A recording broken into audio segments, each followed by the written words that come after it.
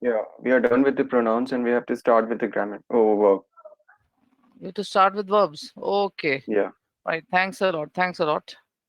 Let me just get the presentation on and let us start discussing verbs. What is this? Okay, this is not the presentation. Just a moment.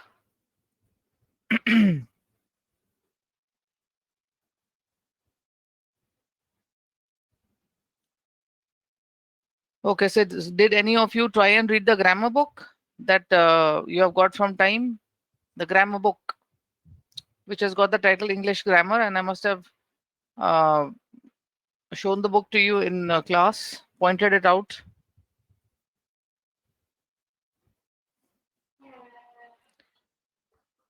Yes, has anybody tried any reading from it?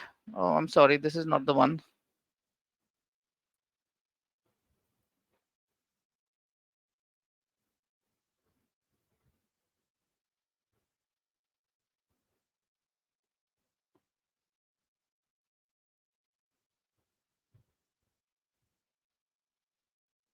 Okay, this should be the one. Oops, I don't. Let me just see.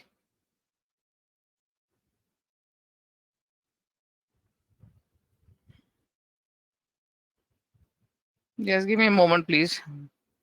The correct presentation is somewhere elusive. Let me just locate it.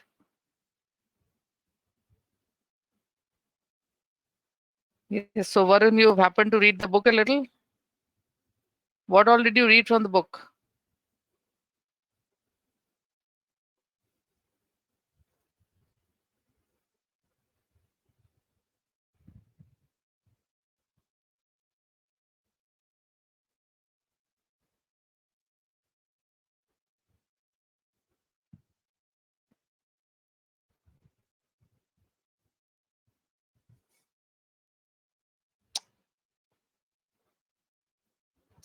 Shucks, I'm afraid this is facing a little problem getting the correct presentation on.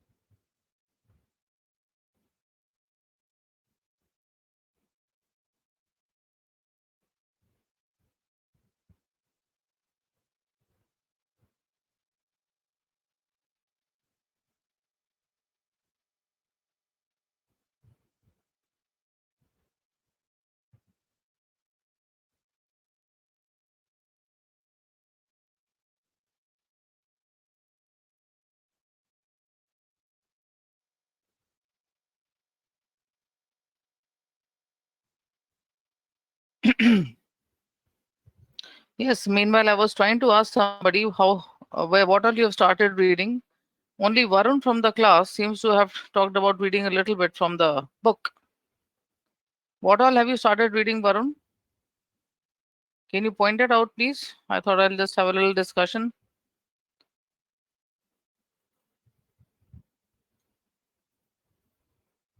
Not much, ma'am. I was reading about the punctuation and the pronouns and a little bit of verbs in the introductory part.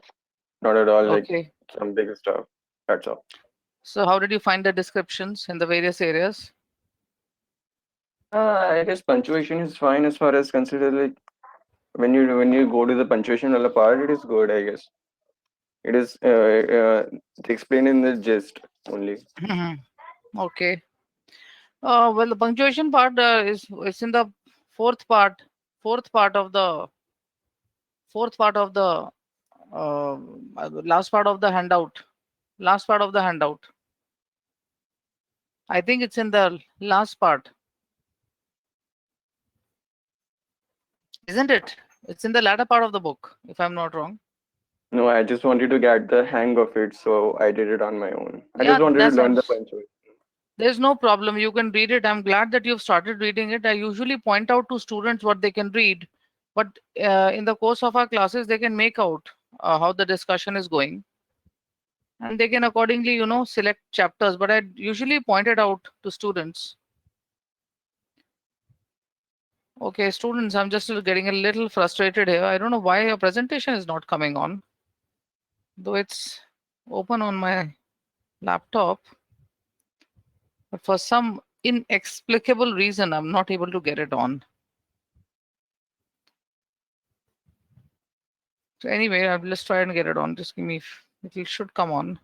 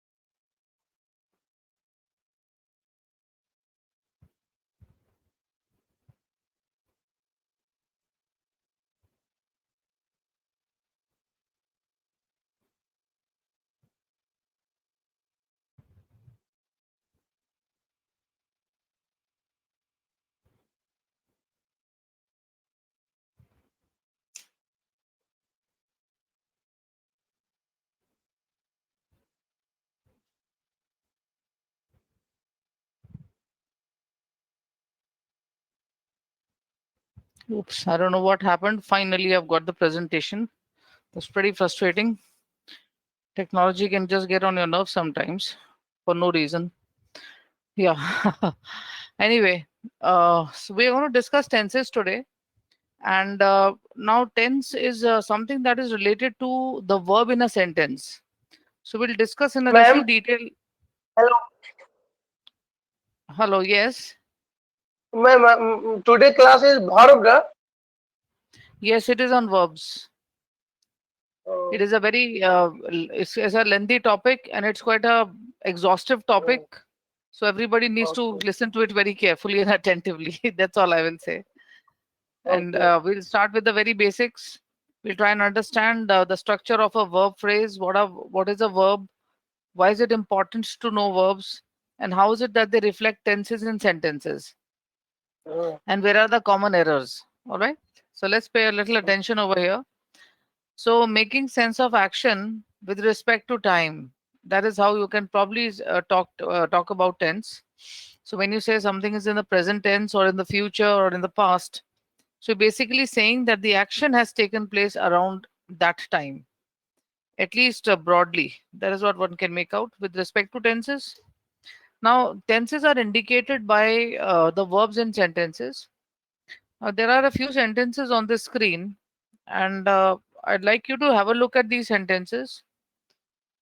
Only one of these sentences is standard from the grammatical point of view. I wonder if you can point that out. Can anyone point it out which one of these sentences is grammatically correct or standard?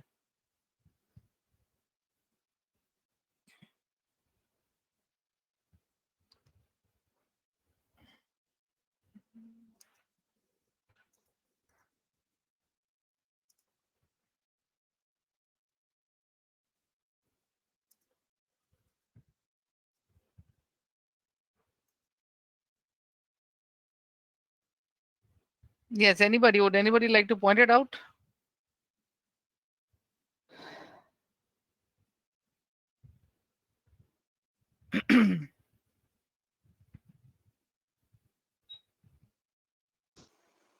Ma'am, last one. Okay, somebody has said the last one. I couldn't make out who has said that. Somebody is saying fourth or fifth.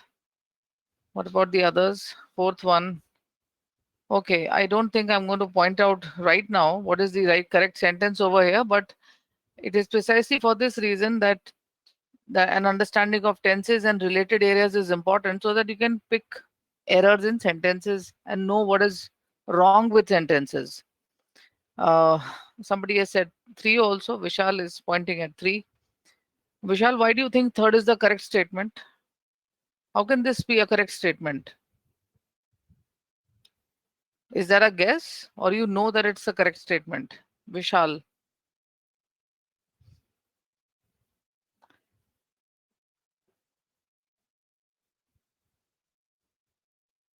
Okay, it's the wrong one. All right. Pragya thinks it's the correct one. Pragya, why do you think third is the correct statement?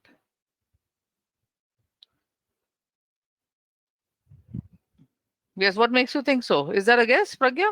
Or are you sure about it? Just want to know that. Okay, no issues. We'll discuss. Let us start talking about. Yes, okay. I can see that some students are guessing over here. They're trying to make sense of these sentences, at least from the structural point of view, the grammatical and structural point of view. Now, you see, every sentence has got subjects. If you see all these sentence, the highlighted word over here is the subject of the statement. As I must have brought out earlier in the class, in your initial class perhaps, whatever is spoken about is called the subject. So I'm talking about Rohit in the first statement. In the second statement, I'm talking about the mansion. It is a stately mansion, so it tells me a little about the mansion, and that, of course, is the adjective.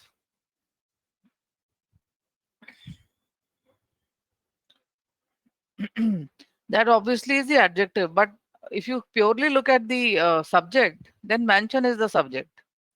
So you have phone in the third line, but if you see the fourth line, ahead went the Ferrari. Now, basically, I'm trying to say the Ferrari went ahead. So Ferrari is the subject over here, though it is located in the latter part of the sentence. So as aware students, we have readers, we have to know what is it in this statement, that is the doer or the action, doing the action in the statement, because there is a relationship between the verb and the actor. The actor, of course, is the verb the word that performs the action in the statement. In that way, in that case, so similarly, the fifth statement, which says "There comes my bus," basically, I'm saying that my bus comes, something like that. Basically, you're trying to talk about the bus, what the bus usually does or what it is doing at the moment. So that is the subject. And the last statement says, "Behind the skyscraper spread the unsightly slum of Forba." So, so I have the word slum over here, which is really the subject. So I am basically trying to say the slum spread behind the skyscraper. So what is slum then over here? Slum is the subject of the statement. The unsightly slum, of course, means the slum that was not very good to see, look at, and was dirty like that. Unsightly means this. So the first point is that you should locate the subject in sentences. The second is, if you see the same sentences, you should be able to locate what is the verb to which it relates. So if you see this one, Rohit, which is the subject, he works at TCS Bangalore. The mansion, which is the subject, it was built in British India. My phone has all important apps. The Ferrari, which is the subject, it went ahead. And my bus comes. And the slum, which is the subject, it spread. So basically, the subject verb, I should know that this is the subject and this is the verb that is used. Uh, that is, this is the verb that governs the subject. Basically, that is I should be able to connect these two things in a statement very quickly. This is important for more than one reason. Firstly, I would know how many verbs there are in a statement, in a sentence. That will tell me what kind of a sentence it is. If it is only one verb in a statement, as must have told you earlier, it's a simple statement. But if there is more than one verb, then the sentence may be compound or complex. And so we then have to understand the relationship between the parts of sentences or amongst the parts in sentences. So this is point number one. locating the verb and the subject. But the issue is, many a time, students may not be able to recognize the verb only because a verb can have different structures. So we need to understand the structure of the verb phrase. One has got to understand that what is the structure of the verb phrase and what are the words that comprise, that make up a verb phrase. What are they called? So if you see all these words over here, please see the highlighted words. I have works over here. Here you have has. Here you have two words. Here you have three words. Again, you have three words. All these highlighted words or underlined words, they are the verbs or the verb phrases in these sentences. So if you analyze them a little more carefully, a verb phrase has got different elements or can have different elements. First type of element that you can find in a verb is an action word, which denotes core action. Such words are also called action words, main words, or content words because they talk about action. So if I talk about just see these words over here like play, think, talk, dream. When you want to use them as verbs, so you're the the hardcore thing that we are trying to do is that we are trying to say that they talk about action. If I say I dream at night, or if I say I talk to my students, or if I say I think about leading a happy life, for example. So all these words denote action. So they are core content action verbs. But there are some other kind of verbs that do not denote any action, but they only denote a state of being. Such kind of verbs are called state of being or auxiliary verbs or helping verbs. And these verbs belong to three categories. First is the category of be, and be has got different forms. You can see is, am, are, was, were, been, being. They are all different forms of the verb of this helping verb be. Then the next one is have. So this is the second auxiliary or helping verb, and it has got different forms like had, has, had, and having. And then you have do. So the different forms of do would be did, done, and doing, like this. So they have different forms.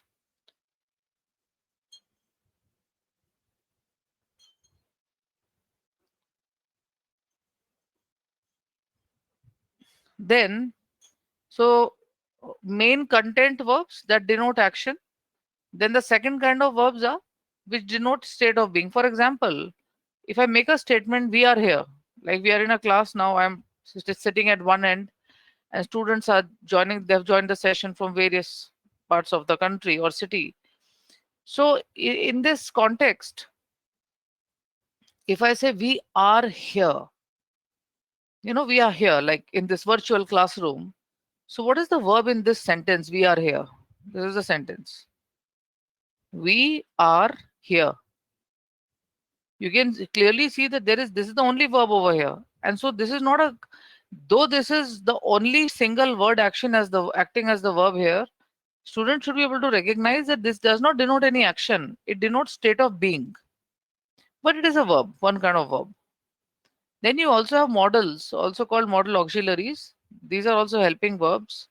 And you would have heard of and know these words like can, could, may, might, will, would, shall, should, etc. These are the different kinds of auxiliaries. And as far as these auxiliaries are concerned, they modify the meaning in sentences. And they can never be used alone in a sentence. Like a helping verb over here, we can use alone over here. I can even use a core action word alone. For example, I can say I play tennis or I talk to my students, for example.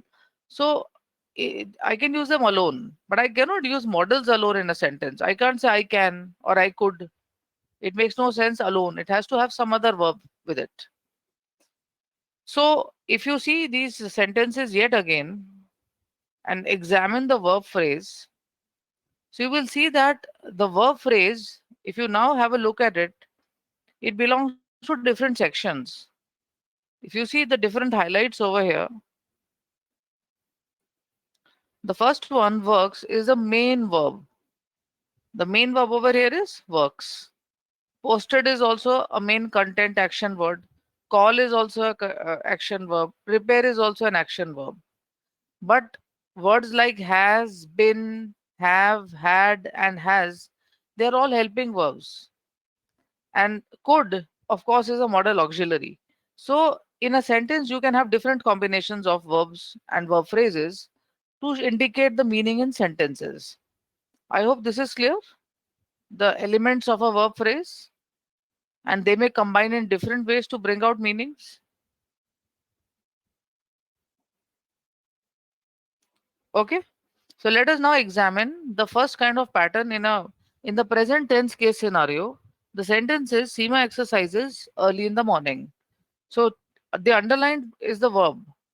So what is the meaning of this sentence?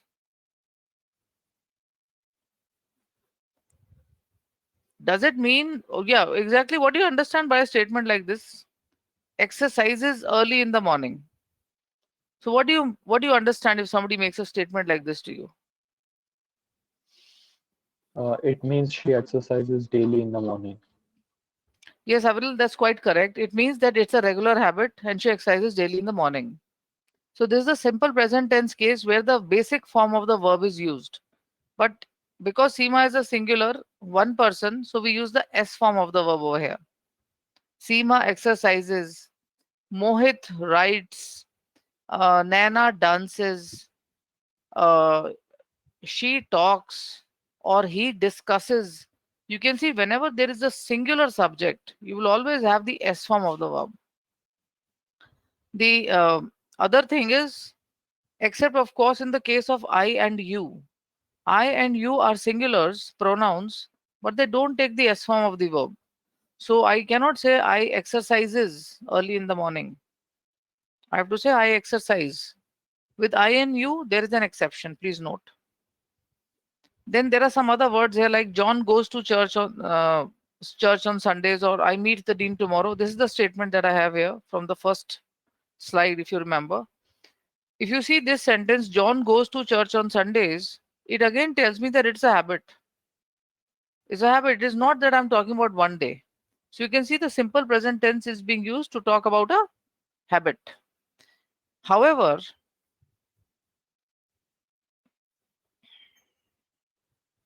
I also wish to point out that it can be used to talk about not only habitual actions, but it can also be used to talk about universal truths. For example, if I say water boils at 100 degrees centigrade, so we have used the verb over here boils. So I cannot say water is boiling at 100 degrees centigrade. That will not make any sense. I have to use the simple present tense to indicate the general truths in life. Like hardworking students succeed in life. Hardworking students succeed that way. Or you can say uh, birds chirp in the morning, for example, which means it is a regular thing and it's natural to expect that early in the morning birds will chirp. But I cannot say birds are chirping in the mornings to suggest a regular kind of a habit or something that happens as a fact. Or the sun is rising in the east. That also may not be a correct statement. You have to say the sun rises in the east because it's a factual statement. So when you talk about facts, universal truths, or habitual actions, simple present tense is used. Simple present tense is also used to talk about a future action, which is why this statement from the first slide was the only statement that is correct. I think Pragya had said that this is correct, but she didn't give a reasoning. I wonder if Pragya, if this was the reasoning and whether you knew this, that I meet the dean tomorrow is a yes, it indicates a pre-planned fixed action in future. So it's a correct usage to say that I meet the dean tomorrow. Some of you might say that why are we not writing over here? Why can't we say I'm going to meet the dean or I will meet the dean? Even those versions are correct, let me tell you. Of course, they are correct. We always use them. But this is also correct. That's what you need to learn. That a simple present tense can be used to talk about a future planned action. Please note. For example, let's say if I'm going, let us say I have a prefixed appointment for my vaccination, COVID vaccination tomorrow in the morning, forenoon session. Nowadays, you would know that for vaccination, people are getting pre-registered. They are getting the forenoon and the afternoon slots. So if I say I go for vaccination in the forenoon tomorrow, So to use a verb like go over here makes good sense because it's a pre-planned and fixed action. It's pre-planned and it's fixed. So you can say that uh, I go for the vaccination tomorrow, which makes good sense. So this is one of the uses. I hope it is understood. Are we clear? We are discussing the uses of verb phrases in tenses and what they indicate. Any questions, anybody?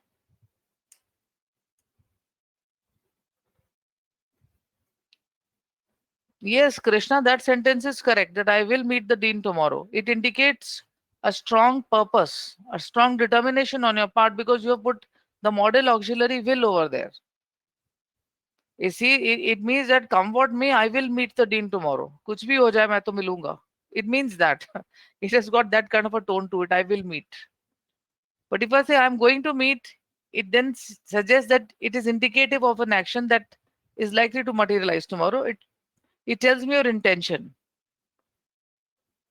Yes. So there are slight differences in the meaning of these sentences, but they are all correct in themselves. They are correct. Now, what is the meaning of this sentence? The present continuous tense. Please note the verb phrase. It has got an auxiliary verb is because we are talking about Seema and only one person is there.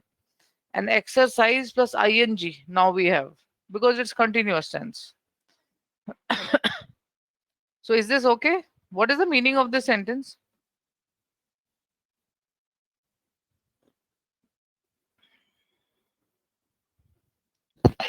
It is going on.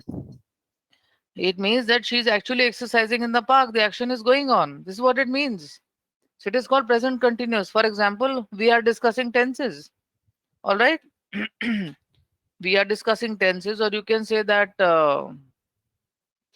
anything that is happening at that moment, for that you can use a present continuous tense. For example, let's say you're writing a letter, so you can say I am drafting this letter. So at that very moment you are drafting the letter. That is what it would mean over there.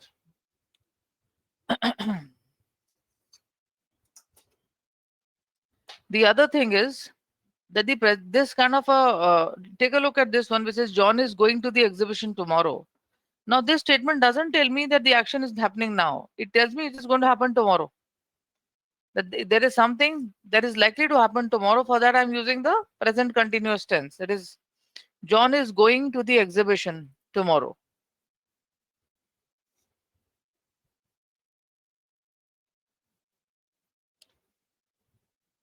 So this tells me when I say John is going to the exhibition tomorrow, it talks about an event that will take tomorrow and not that is happening now.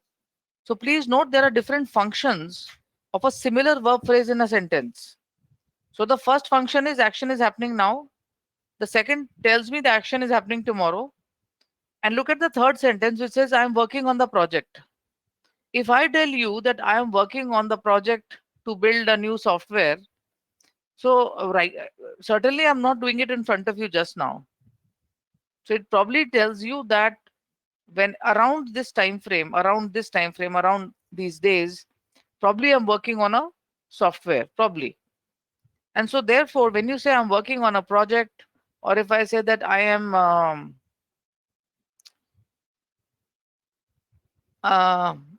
I am eating I'm taking a healthy diet nowadays, for example. So it also tells me that not that I'm eating in front of you just now, but I'm just trying to tell you that around these days, what is it that I'm doing? So the action may not be happening right in front of you, but it may be happening otherwise generally. So the present continuous is used in such situations. Hope it is clear. So obviously, you use an auxiliary verb plus the ing form of the verb.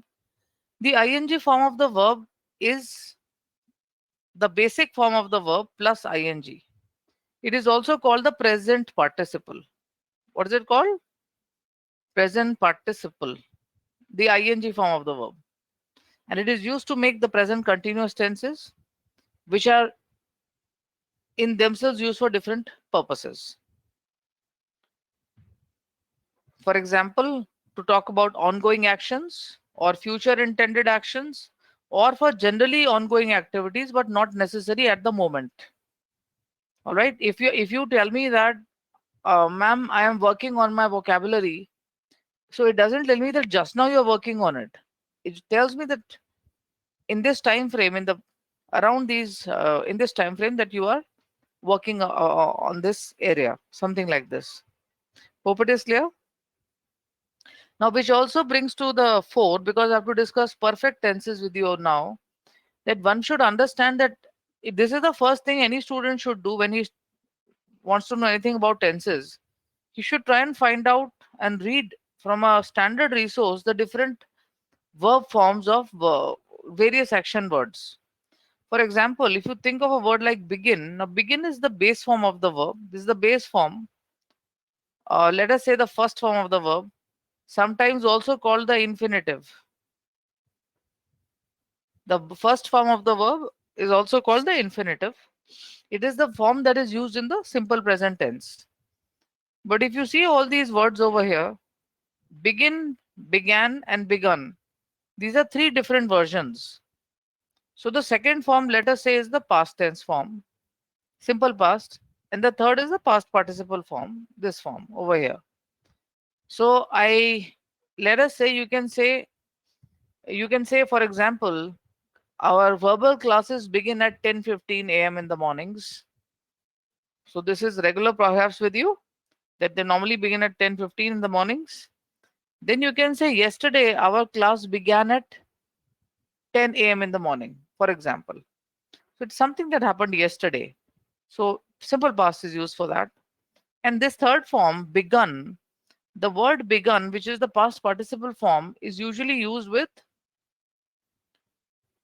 either a has or a have or a had in the past tense. This, of course, is in the present tense, and had is used in the past tense. This plus the third form of the verb is used to make the perfect tenses. So if I say that the class has begun, for example, if I say the class has begun, what does it mean?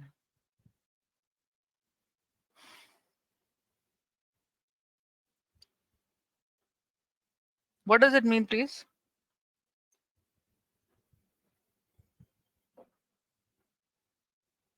That the action has already been initiated.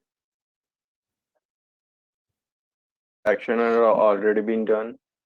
Yes, it means that it has started sometime back in the past. Started sometime back in the past.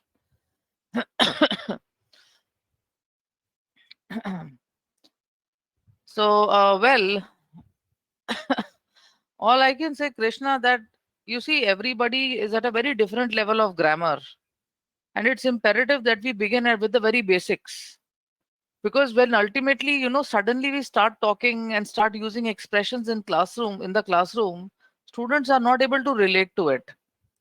So for many of us, it may seem a very basic level, but you will be surprised when you see sentences that our own ability to track errors is it may not be the best, frankly, to put it like that. So I can understand some students, they may get frustrated कि ये तो बहुत basic level की English है या कुछ है, ये सब हमको आता है. I'm sure आपको आता होगा, but it is imperative that I touch upon it, so that when I have a discussion with the handout, you're able to relate to it. Suddenly, if I start with the handout, you may not be able to relate to it. Okay, so that's quite correct, that explanation. So this is the third form of the verb which is used in the perfect tenses. So you can see over here, any student who wants to master tenses and verbs should know the basic forms, the three forms of various verbs. You can see over here, like bite, bitten, bitten, there are three different forms. But for burst, the three forms are same. So there are some other words also, like cut and hit and cost. When you think of these as verbs, their forms do not change. And therefore, I cannot say that I cutted my finger yesterday. Neither can I say this book costed me rupees 1,000 rupees. Rupees 1,000. So there is no word like costed.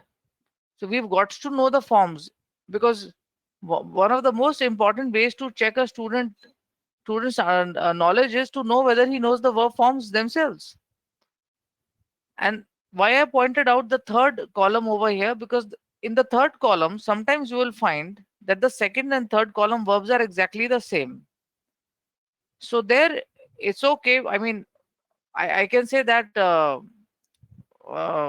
this war was fought in the early 18th century. One way to speak is like this.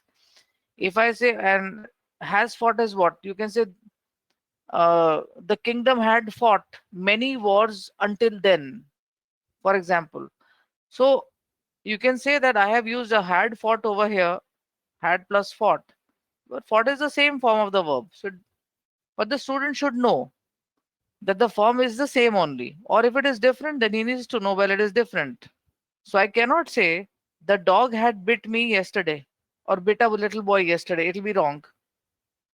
This will be a wrong usage. I cannot use had over here. I have to use had over here only. The dog had bitten the boy yesterday.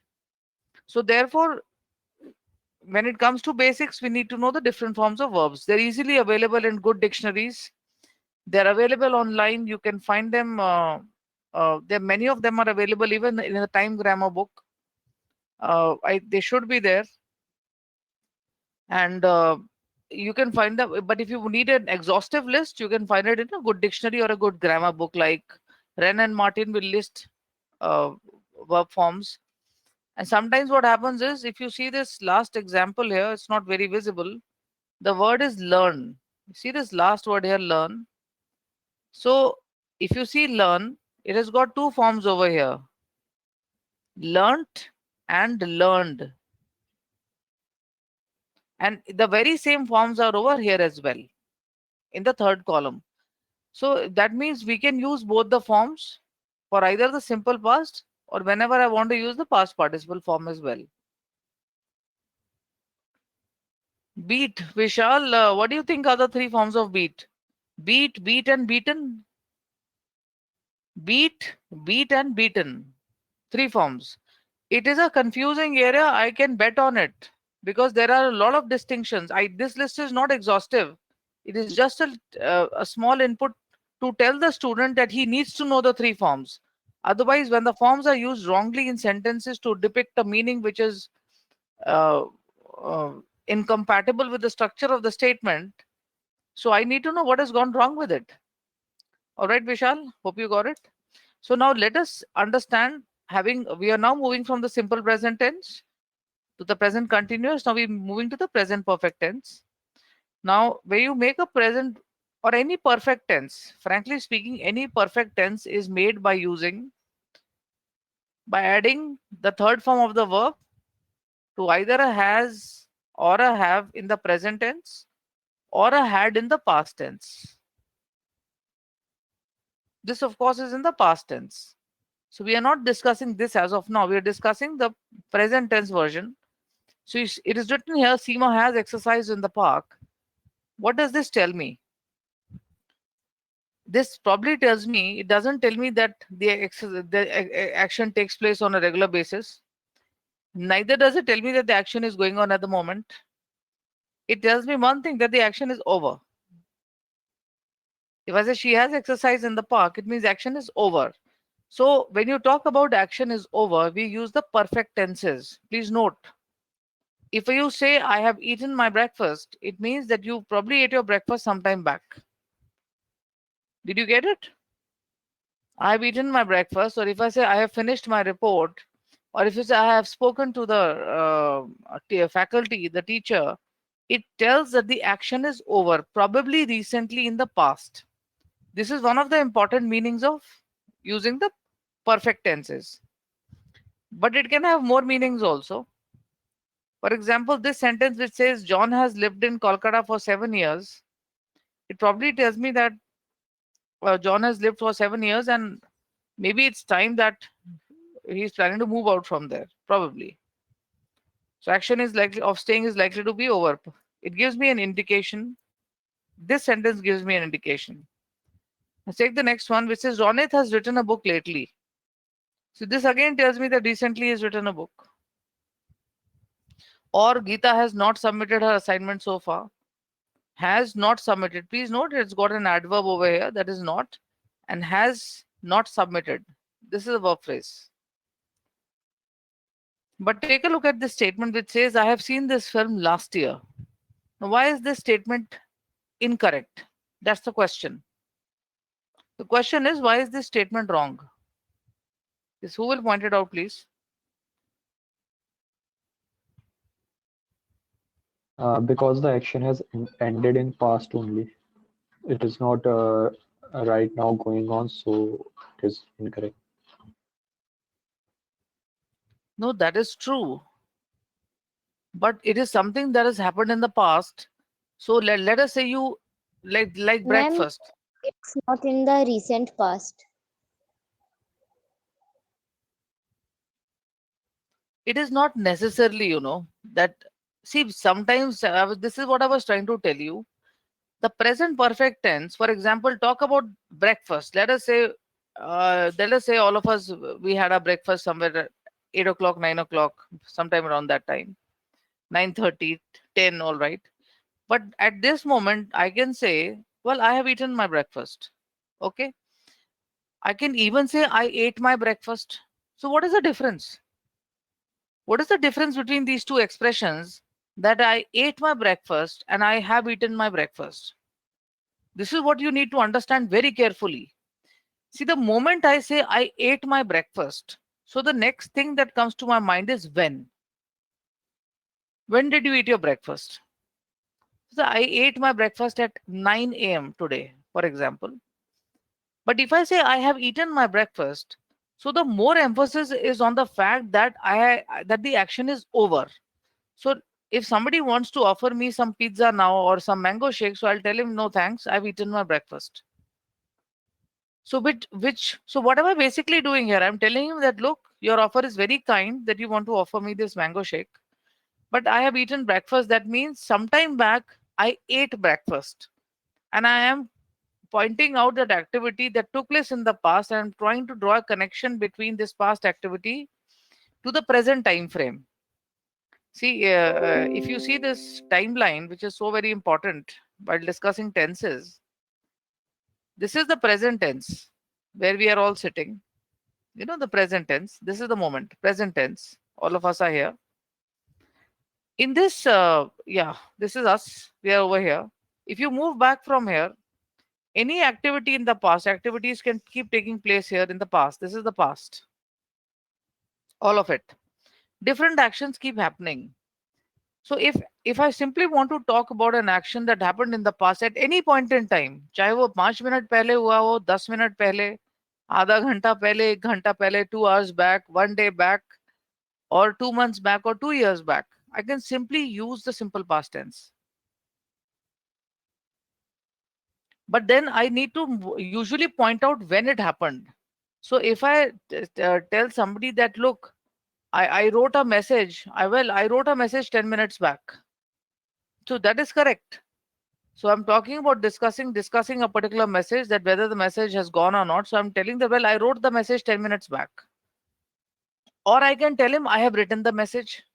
So when you say I have written the message, तो वो कब हुआ था वो जरूरी नहीं है, ये बताना जरूरी है क्योंकि आपने मुझसे पूछा है कि वो मैसेज गया या नहीं गया. So I have to tell you that I have sent the message. For example, when I wrote it, when I composed it is not important. What is important to bring out that the action is over. If you see the statement, it says, I have seen this film. It has got this adverb last year. It has got a time frame reference. Because it has got a time frame reference in the past, we will not use the present perfect tense over here. It is considered wrong. So you've simply got to say what? Because you're giving a time point, a time frame reference in the past. So you simply have to use the simple past tense over here and say, I saw this film last year. I hope you're getting this, students. Do we get this? I saw this film would be simple past tense used over here, and we are not going to use the present perfect tense. But tell me one thing, if somebody tells me that, okay, let's go and watch this movie. So I tell him that, no, thanks, I have seen this film. So what am I trying to tell him? I'm trying to tell him that, look, you go and watch the movie, and I'd rather not go because I have seen the film. Have seen means for me, this activity is over.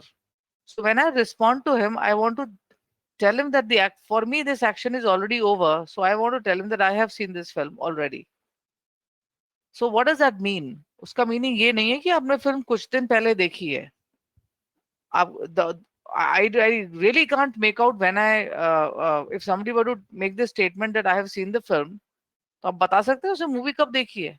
Unless he himself says that I have seen the film recently, then recently would mean some time back. वो भी vague है. But I cannot say I have seen this film last year. It will make no sense.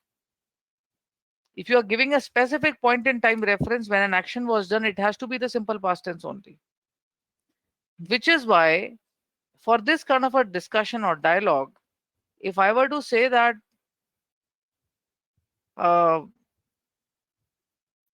if I were simply to say that I have seen this film and I don't include this part, then it's all right. Then it's okay.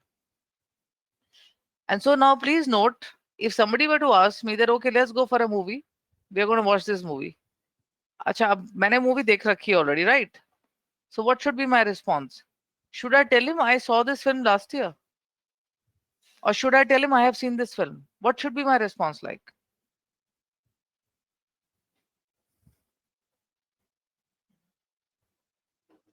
Think about it. If somebody were to tell me, let's go for this movie, and so what should I tell him? I have seen this film? Or should I tell him ma'am I saw अगर this आप film last year? Ma'am अगर आप specific time उसमें बता रहे हो कि हमने लास्ट ईयर देखा है, तो आप I had seen this film last year. अगर आप वैसे बोल रहे हो विदाउट विदाउट मतलब उसको बिना टाइम बताए, तो आप बोलोगे I have saw this film. I have saw नहीं होता है, I have seen होता है. Third form होता है.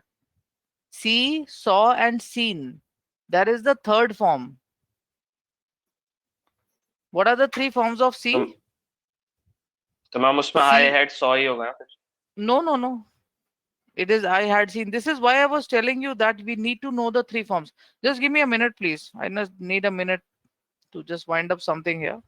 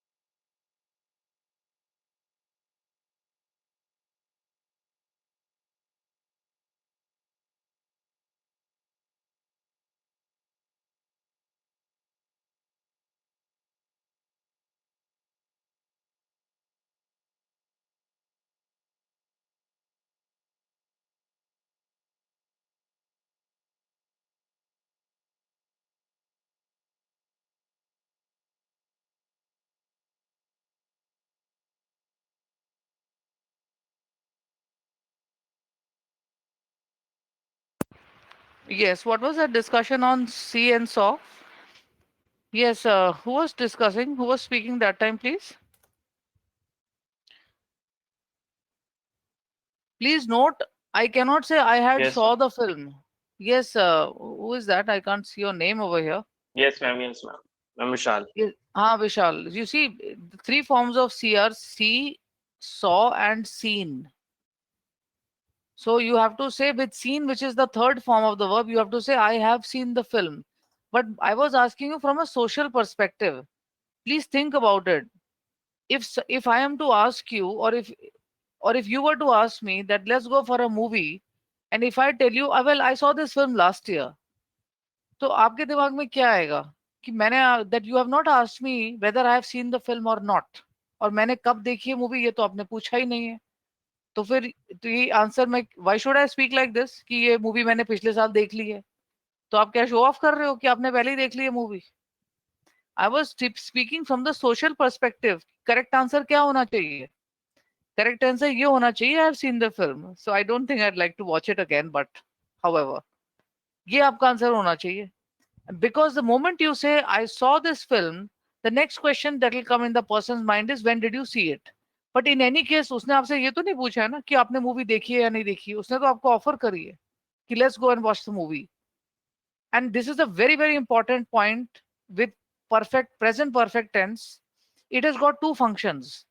The first function is it tries to connect any event in the past to the present. So if somebody were to tell me today that I'm going to England, right, one of my friends, he tells me I'm going to England. So what should I tell him? That I have been to England, or should I tell him that I went to England last summer?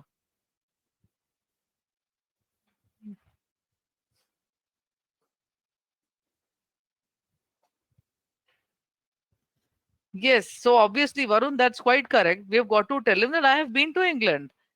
Or rather I too have been to England. I hope you enjoy your trip. So I'm not going to tell him that I went to England last summer, or I went to England 2 years back and I know the place very well. I can help you out. Help you out तो चलो फिर भी ठीक है, but simple past tense नहीं use होगा वहाँ पे. Unless somebody were to ask me, when did you go to England? If somebody were to ask me that, then I'd probably pointed out to him when I actually. So this is a point that we need to understand. Hello. Yes, please. Ma'am ये आपने बताया कि वो scenes जो होगा कोई मतलब कोई निश्चित पीरियड के लिए होगा. जैसे स्टार्ट होगा कि ये इतने दिनों के लिए मतलब स्टार्टिंग है. जैसे आपने बोला कि फॉर टुडे, कोई फिक्सेशन नहीं है. No, वो समझ में नहीं. I am not able to understand, Shashi, what exactly you are saying.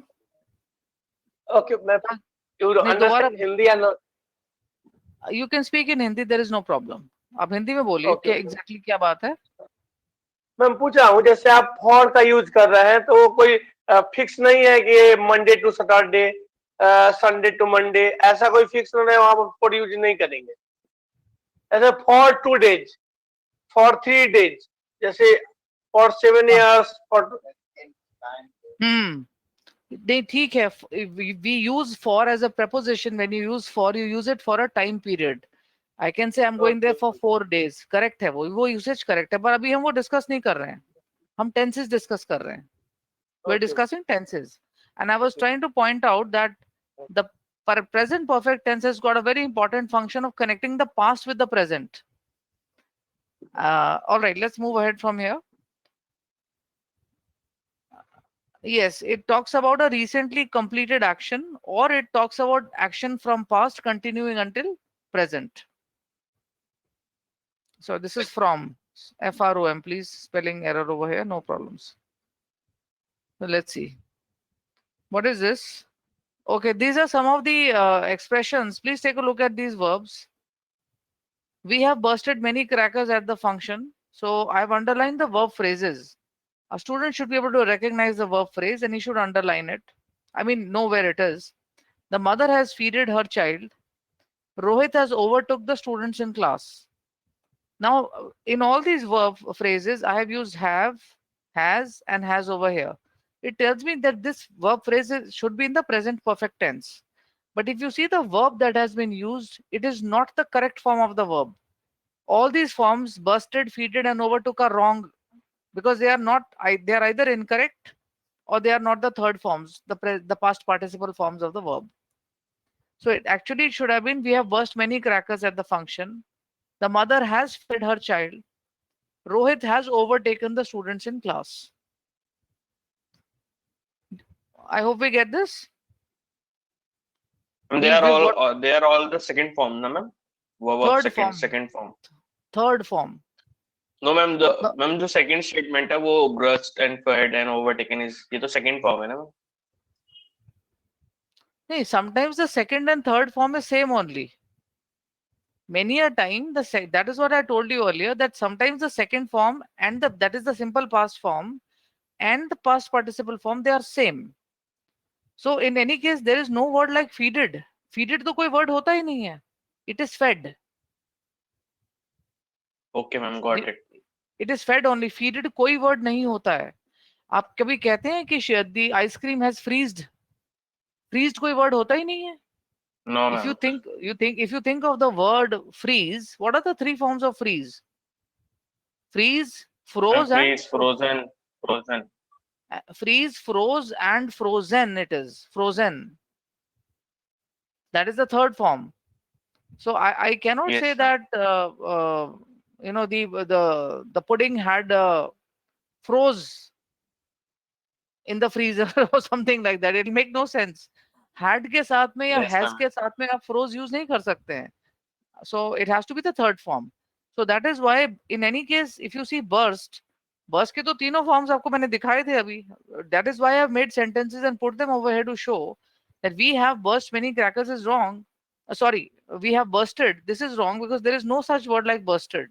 It is burst, burst, and burst. तो आपके साथ burst ही आएगा. Bursted तो कुछ होता ही नहीं है. There is no word like this. Similarly, there is no word like feeded. But if you say overtook, overtook is the simple past tense form of overtake. So it is overtake, overtook, and overtaken. तो यहाँ पे overtaken आना चाहिए था, the third form, which is not here. So it is a wrong. So a student should be able to discern from the verb phrase that this is using the has or have or had, and is the third form even used or not? That is point number one, as far as recognition is concerned. Then think of the simple past tense, please. The simple past tense is used by making the second form of the verb, commonly called the second form, which is usually found in the second column. It simply talks about one action that took place in the past, at some point in time in the past, like Chandragupta founded the Mauryan Empire. So this is the second form of the verb found. Found is basically, please note, found is to establish something. ये वो वाला find नहीं है जिसका past tense ही found होता है. Find, found, found. It is not that. Found over here is, it is the main verb, the basic form of the verb, which means to establish something. So founded becomes the past tense, which is okay. Reena spent her vacation in Bali last year. So last year she did something, she spent her vacation there. This sentence, the third one, says the students researched, prepared, and submitted the proposal in December. So they did three things. They researched something, they prepared something, and they submitted the proposal in December. So this tells me, because all these three verbs are in the simple present tense, it tells me that the action was going on simultaneously around the same time frame. The researching part, the preparing, and the submission, वो around उसी time पे हुए थे. Simultaneously these things happened, or maybe one after the other around the same time frame. So it can denote, a simple past tense can denote one action or multiple simultaneous actions completed in the past. That way is something like saying that just say like this class is going on, so you can say that while she spoke, while the faculty spoke, we listened. So while she spoke, we listened. So spoke and listened both are in the simple past tense. It tells me actions are happening simultaneously, side by side. Then the past continuous tense, please see, Reena was vacationing in Bali last summer. It tells us that the action was going on, just like the present continuous tense. This sentence has got two verbs, verb phrases, verb playing and verb listening. Please note, the students were playing games and were listening to music at the party. This tells me that these two actions were going on simultaneously. Just in the way that we discussed that the simple past tense, if it is used for two actions, gives us the indication that they probably happened simultaneously. But even with past continuous tense, if I'm using for two actions, different actions, it indicates that the actions are happening simultaneously. Okay, some uses here. Now let's see the past perfect tense. So in this sentence, as you can see, now students, I wish to point out that these are finite verbs that we are discussing. And what is finite? Finite means limited. Ma'am, please can you pardon the slide for the screenshot? Pardon this slide. Oh, no, I didn't get this. What are you saying, dear? You want me to go back? Yes, ma'am, last slide. Okay.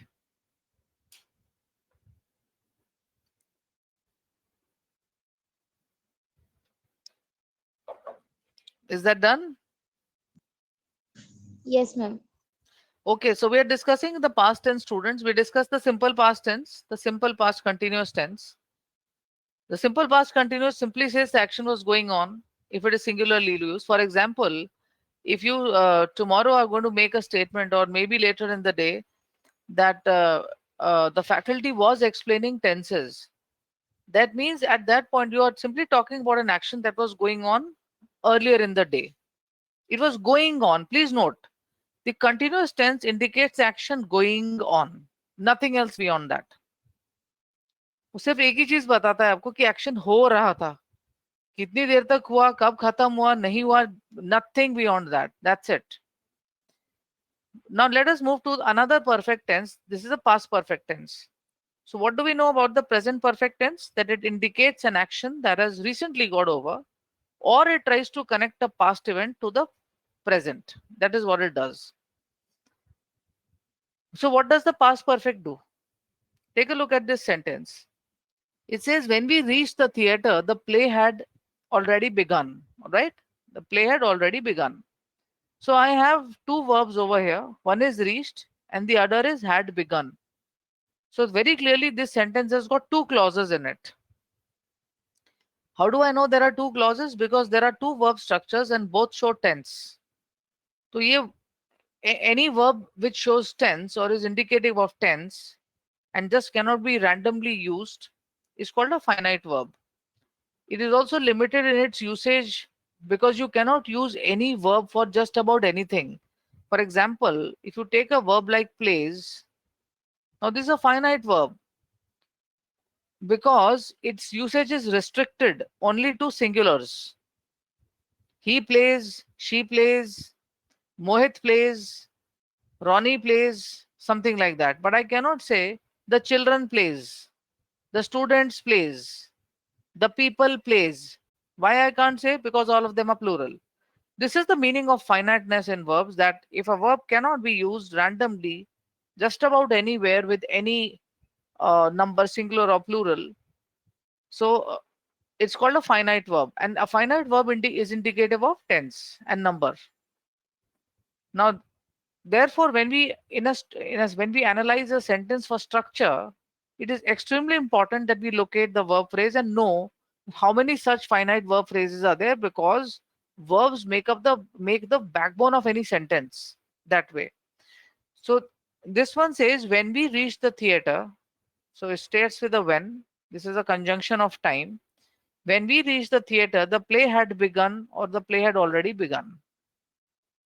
So you need to ask yourselves that between both these actions, reached and had begun. So let me draw the timeline over here. All right, this is the present tense where all of us are sitting over here. All right, we are sitting over here in the present tense, right? Present tense over here. And if you move back further, this is the past. This timeline which moves back is the past.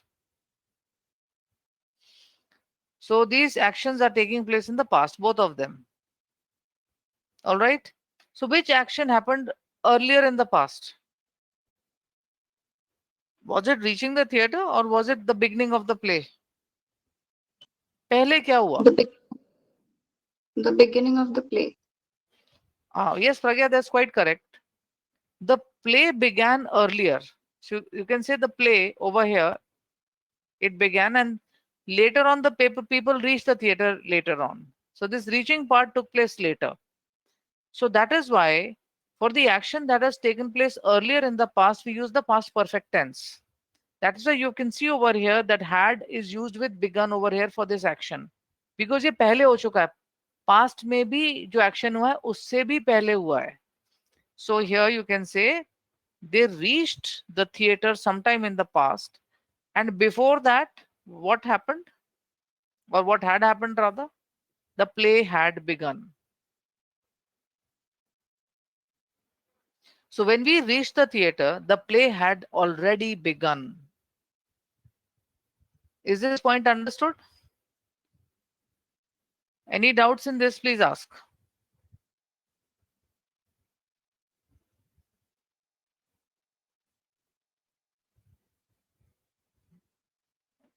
For an action that happens even deeper in the past, with reference to some action in the past, the past perfect is used. Past perfect is usually never used alone in a statement. In spoken English, sometimes you can say that I had done that. अगर आप ऐसे बोलें कि well, I had done that. Or if I say I had finished my assignment, so usually it will be in conjunction with the conversation that is going on.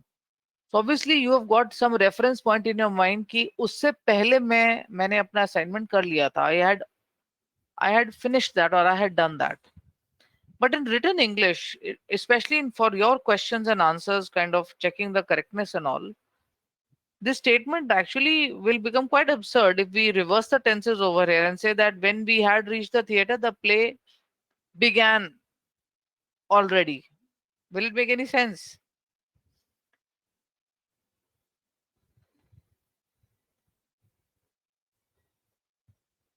I mean, how do I, if I reverse the tenses over here, what will it sound like? When we had reached the theater, the play began already. It will not make sense because you're trying to say that you reached later और आपके आने से पहले play शुरू हो चुका था. That action was already over, the action of beginning. And that is why it will not make any sense like that. So it has to be written like this only, that for an action that happened earlier in the past, we will use the past perfect tense. You see this statement which says I borrowed some money from a friend as I had lost my wallet. So past tense में you borrowed money, sometime in the past you borrowed money from a friend. आपने किसी से पैसे लिए. उससे पहले क्या हो चुका था? You had lost your wallet. Had lost. Please note. Lose, lost, lost. So this is what it means. I had lost my wallet.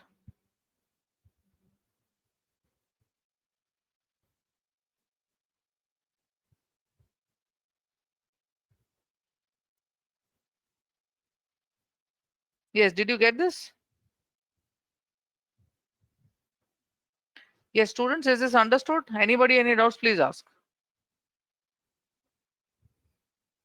So that is the basic function of the past perfect. It emphasizes a sequence of actions that took place in the past.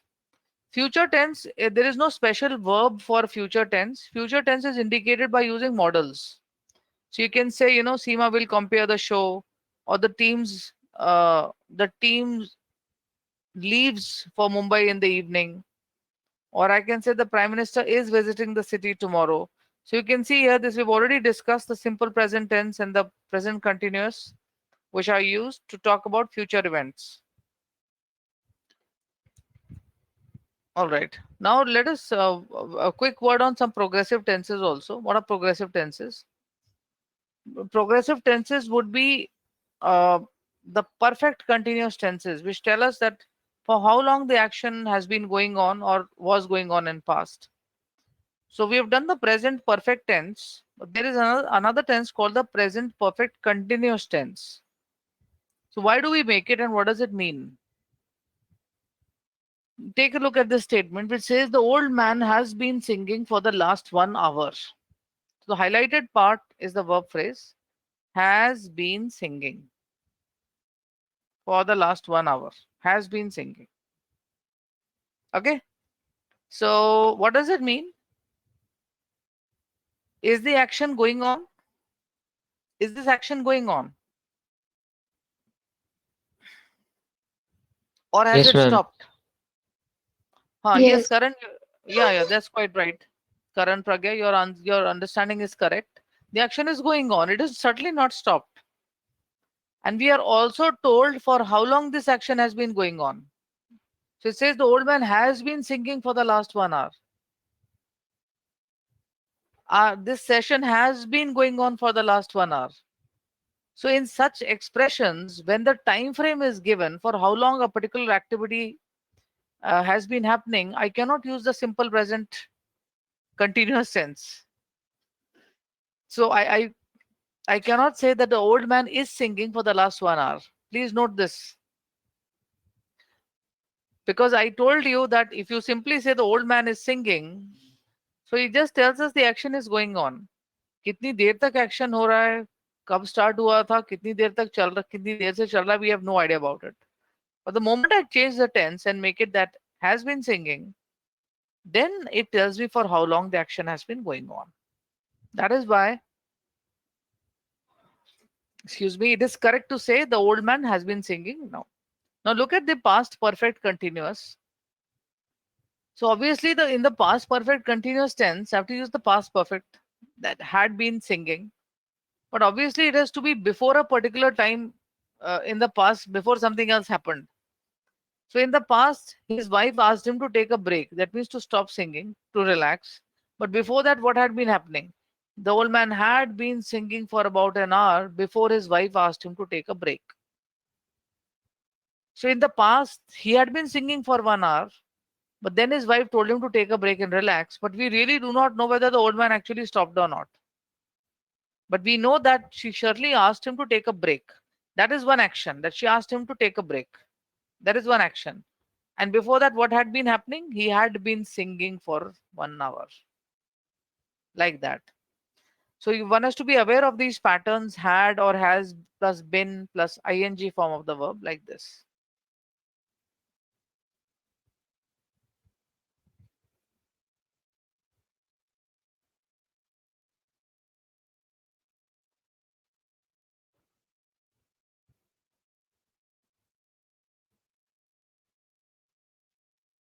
Hello. Yes, Hello. yes, Shashi, please tell me. Ma'am ये base form में ING लगाएंगे इसमें? हाँ ये लगाया ना, देखो sing, this is just the pattern. ये पैटर्न आपकी बुक में दिए हुए हैं. जैसे ये जी सिंग है, तो सिंग बेसिक फॉर्म होता है. सिंग के 3 फॉर्म्स होते हैं, आपको बताया था अभी. सिंग, हाँ, सिंग सैंग सिंग, सैंग एंड संग. सैंग तो सैंग संग बेसिक जो फॉर्म होता है सिंग, उसमें आप आईएनजी लगा दीजिए तो it becomes ING form of the verb. It's called the present participle also. So this is just present perfect. yeah, present perfect continuous in this case tells you for how long the action has been happening. For example, he has been working in this company for the last 10 years. That means कि वो आगे भी काम करेगा और action चल रहा है. It doesn't tell me that the action is over. But if I say he has worked in this company for 10 years, तो उसका ये इंडिकेशन हो सकता है कि शायद अभी एक्शन ओवर हो गया and he is leaving this company and going. When I say he has worked in this company for 10 years, it may indicate that he might want to leave the company or is planning to leave. Acha, had been functioning, so I can say, well, the machine had been functioning perfectly well until yesterday. I don't know what happened today. So had been functioning perfectly until yesterday, but I don't know why it has crashed. Or why there is a fault, for what reason there is fault. Okay. Now we have to also discuss something which is called the voice in sentences. Because when you talk of active and passive voice, you relate to the verb phrase in sentences. So it's very important to talk about it. So for example, take a look at this sentence. Ronnie wrote an essay, or Ronnie wrote in the evenings, and Ronnie wrote well. So you have the verb over here, wrote, which is simple past tense. But it is only in the first sentence that we are told what he wrote. But in the other 2 sentences, we are told where he wrote and how he wrote. So the actual object of the verb wrote is essay over here. It's important to note that verbs take objects after them. And if I'm making a sentence in which the doer of the sentence is important, then I make a sentence in active voice. For example, Sam plays cricket, or Renu broke the glass. Okay. But if I want to make passive voice sentence, the same sentence will change to that I will now, because Sam is the subject of the statement, cricket is the object. Of course, plays is the verb. Similarly here, subject, verb. And what did she break? She broke the glass. Glass is the object. So in passive sentences, what happens is the object of the sentence becomes the subject and the verb phrase undergoes a change. What is the meaning then, and why do we do it like this? Take a look here. Ronak repaired the bike. Repaired is the verb. What did he repair? The bike, which is the object. So I make it passive by saying the bike was repaired by Ronak. Because now what has happened is bike has become the subject of the statement. So the verb phrase undergoes a change. I can't say that the bike repaired by Ronak. It will make no sense. I've got to say the bike was repaired by Ronak. So that makes it the correct passive voice. So we've got to be aware of the changes in the verb phrases. The other thing is that active and passive voice have their own functions in language. When you want to focus on the doer of the action, who is the doer, then we use the active voice.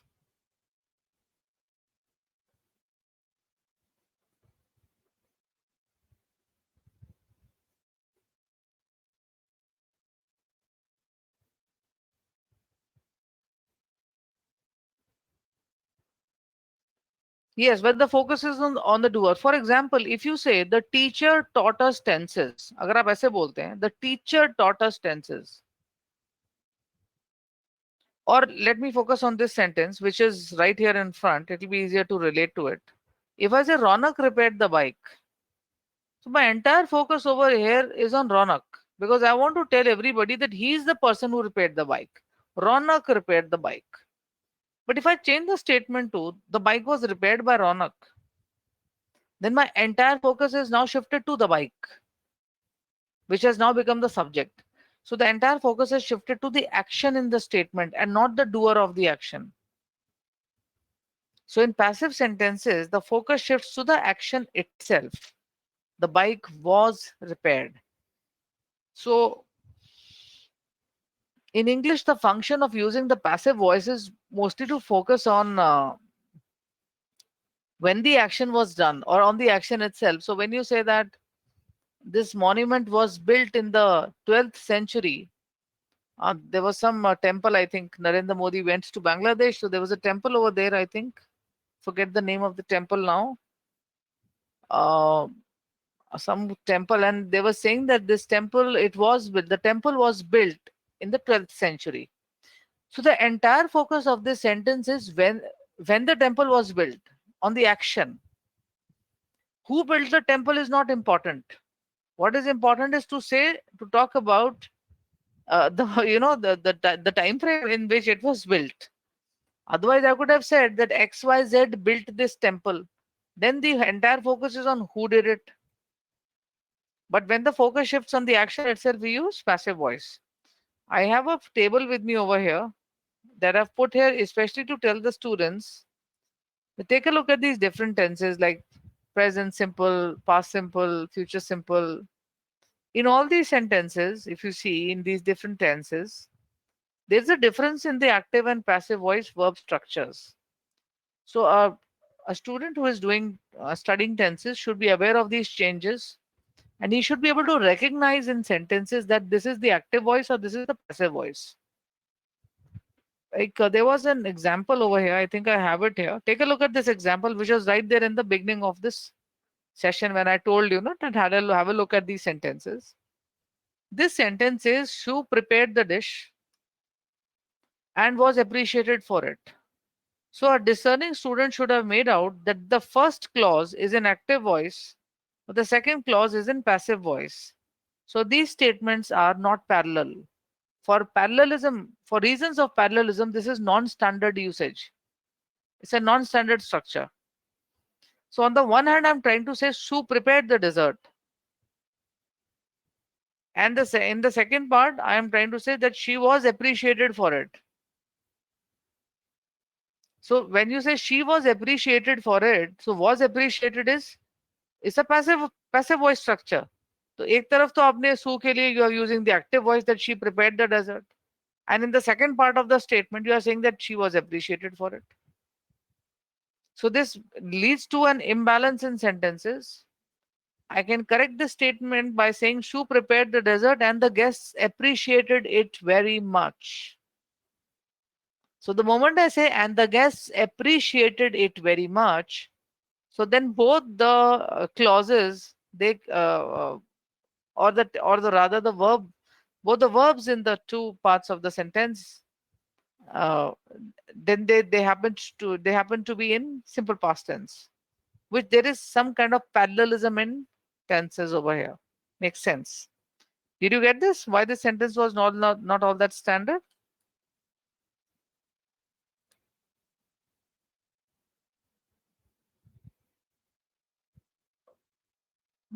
Did you get it? Yeah, please ask your doubts if you have any. If you see all these sentences over here, like she delivers the letters. Letters is the object, she is the subject. In the passive voice, the letters becomes the subject. So I say the letters are delivered.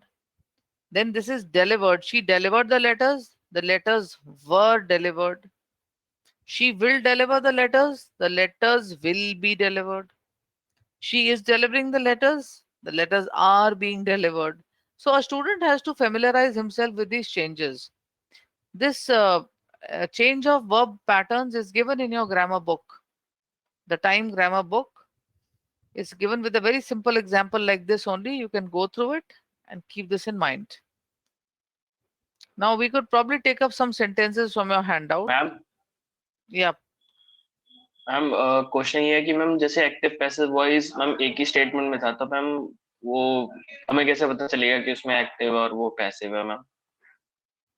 Well, that is How we can exactly what I was Vishal, that is what I was telling you, that this is what I have been telling you, that a student should be able to recognize कि sentence में verb कहाँ है. Verb recognition is so important. आधे time तो students को पता ही नहीं चलता verb है कहाँ पे, क्योंकि उनके लिए verb वही हो जाता है एक main content verb, sit, play, think, eat. You've got to understand that a verb. So I hope you understood the different elements. आपको elements तो समझ में आ गए ना, that how the elements combine to make different tenses. Yes ma'am. So you Ma'am, see is this. the reason because like firstly Sue was the subject and then the desert became the subject. That is why it is wrong. अच्छा, you are still confused about this statement? नहीं, desert subject नहीं है. देखिए, the first clause in this subject is Sue prepared the dessert. Students एक तो clause word से बहुत ज्यादा घबराते हैं कि ये क्या चीज है, इतना घबराते हैं क्लॉज से. But let me explain to you, a clause is nothing but a collection of words, but it's a larger collection of words, longer collection. और उसमें एक चीज यूनिक होती है, it's got a finite verb in it, a verb that shows tense. Now the student does not understand कि ये जरूरी क्यों है, why should they study this. Because in your options when you study your reading comprehension passages, मैं पता नहीं कौन सी class ले रही थी, I think yesterday I was taking a class and it had some options on in a para summary question. Para summary का question था उसमें, so I had to land up explaining each of those options कि उन चारों options की meaning कितने अलग हैं और जो passage में लिखा हुआ है वो बिल्कुल ही अलग है. तो अगर स्टूडेंट को, if a student cannot understand or is not able to make out from a sentence that the sentence of the meaning of a sentence depends on its structure, that if you change the structure, the pattern of a sentence, its meaning changes. और अगर meaning change हो गया है तो वो original meaning से तो match नहीं करेगा जो पैराग्राफ में लिखा है. तो अगर उससे वो मैच नहीं करेगा तो वो उसका आंसर नहीं हो सकता है. इसी चीज को जब हम क्लास में समझाते हैं, आरसी की क्लास में या पैरा समरी की क्लास में, a student has to see it in conjunction with this discussion that we have had in the grammar class. And that is why I personally give a lot of emphasis on understanding structure of sentences. Sentence के structure में पहले words आते हैं, फिर phrases आते हैं, उसके बाद clause आता है, फिर sentence आती है. तो sentence क्या होता है, end में full stop होता है. उस फुल सेंटेंस की जो स्टार्टिंग और एंडिंग होती है उसके बीच में क्या होता है, सो वर्ड्स होते हैं, फ्रेजेस होते हैं, दो तीन वर्ड्स जो इकट्ठे होके they bring out a particular meaning, and then there is a clause. Now if you see this sentence has got an and over here, हाँ, एंड इज अ कंजंक्शन, ये जॉइनर वर्ड है, ये दो parts को connect करता है. इस sentence में it is joining two clauses and it's a coordinating conjunction. It is joining equal clauses. First is Sue prepared the dessert, and the second one is she was appreciated for it. इसमें she missing है, ideally she होना चाहिए था यहाँ पे, because and के दोनों तरफ, and is a coordinating conjunction, उसके दोनों तरफ जो structures हैं, grammatical structures, they should be similar. ये rule है. If there is a small write up in your book on parallelism, please read it. Parallelism पे एक, there is a small write up in your book, parallelism. Please go through it. You will be able to understand after today's discussion what I'm trying to say. In this sentence, there is a lack of parallelism. तो parallel का मतलब क्या होता है? It means similar structures. पहली sentence आपकी यहाँ पे active voice में है. Sue prepared the dessert. It is active voice. Sue prepared. That's it. But the second part says she was appreciated. Because actually a statement is the guests appreciated her. The guests appreciated Sue. This is the statement. लेकिन हमने क्या किया, Sue को subject बना दिया और appreciated को passive form में चेंज कर दिया है. So Sue was appreciated by the guests and she was appreciated for it. या जो भी आप कहना चाहते हैं. So a student should be able to make out कि ये जो second part है, was appreciated, this tense is actually passive voice, not tense. The type of sentence is passive and this is the verb structure, was appreciated. Lekin though it is was appreciated, but it is still simple past tense. Because I've written it over here, the guests appreciated Sue.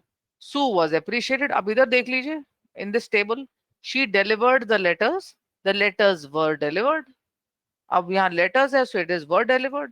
यहाँ पे Sue है, Sue is singular, तो Sue was appreciated. Was के बाद में third form of the verb आ जाएगा, appreciated. But the problem is कि एक side तो आप active voice use कर रहे हो, एक side passive voice use कर रहे हो. So that is the imbalance in the statement. And yes, you've got to be able to make out these verb structures, and that is the challenge. वही challenge है आपके लिए, हम सब के लिए, that is the challenge, I would say. But if you have been able to grasp the way I'm discussing over here, if you're able to understand it, then it's only a matter of continuous reading of these chapters and further clarifying your doubts. Because I think होता यह है कि classes में students को सब समझ में आ जाता है. If the class is conducted smoothly, ज़्यादा doubts, if the class is conducted with clarity, the students usually understand. But the problem only occurs after a few days when they seem to forget everything that was discussed. So it's my experience with grammar that grammar it's a knowledge that evaporates very easily. It could evaporate very easily. So you need to it's something like mathematics. If you really were to ask me, it's like mathematics. आप उसकी जितनी practice करेंगे उतना ही अच्छा होगा. And once you then know the concepts, then you are not likely to forget them. Hope that is clear. Just do these. Yes, ma'am. Pick some. So I know for many of us, आपने तो बोल दिया, बहुत से students हैं जो ये बोल ही नहीं रहे होंगे, but I know it that to study grammar after a long time from school, ये सब school में पढ़ते हैं हम सारे tenses, or we have done them in college maybe. If you had some course in English, communication skills, you may have done it then. Hello. But to suddenly come across all these tenses, present, perfect, continuous, and all is stressful. It could be stressful for some of us. Yes, Shashi, please quickly ask me, what is it? Ma'am वो school में जो पढ़ते हैं उसके बाद तो फिर तो भूल जाते भी तो है. वही तो हम आपसे कह रहे हैं कि उसे ना भूलें, इसीलिए उसको जी. दोबारा पढ़ना जरूरी है और रिवाइज करना जरूरी है. आप Yes, उसको ma'am. रिवाइज कीजिए तो आपको याद रहेगा. आप क्लास से डाउट लीजिए, फैकल्टी से कुछ क्वेश्चंस डिस्कस कीजिए तो आपको याद रहेगा. Everybody has to make effort separately. Now take a look at this sentence and everybody please identify the verbs. One verb is identified here. This is the subject. Primitive, not primitive. Societies is the subject.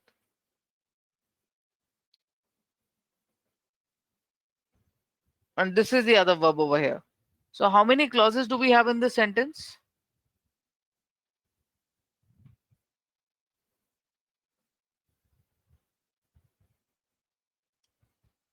Yeah, Shivangi, that's quite correct. There are two clauses over here because there are clearly two verbs over here that show tense. So it says some primitive societies are believing that heavenly bodies are divine beings. Now, I don't know whether you know this, uh, but there are certain verbs that are never not used in the continuous tenses, and believe is one of those words. It may not be correct for me to say that I am believing in you, I am trusting in you, I am wishing you good luck. It may not be correct because these are words that indicate thoughts or perceptions in the mind, and so it is best not to use them in the present continuous tenses. Take a look at this example. This flower is smelling sweet. What is the meaning of this sentence? When I say is smelling, so is the flower actively smelling something? Does it have a nose? If I have something in front of me and I'm actively trying to smell it, जैसे कोई perfume है या कुछ भी है, तो आप कह सकते हैं that I am smelling this actively.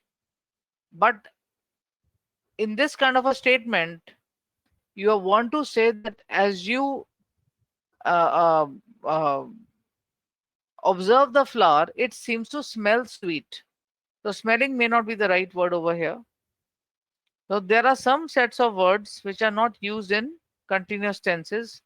For that reason, we'll change this exam sentence and say some primitive societies believe that heavenly bodies are divine beings.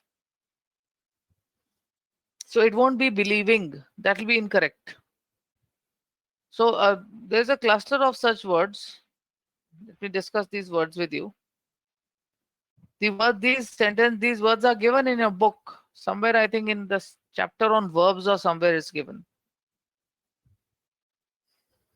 Let me discuss them. Yes, take the first set, perception. See, hear, smell, notice. What is the meaning of perception?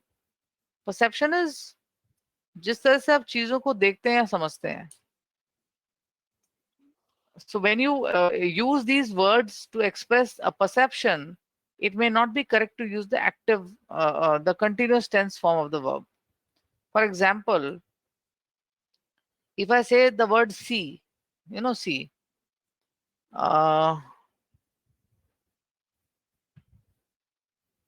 So if I say that we are seeing a growth, a slight growth in the economy nowadays. We are seeing a growth.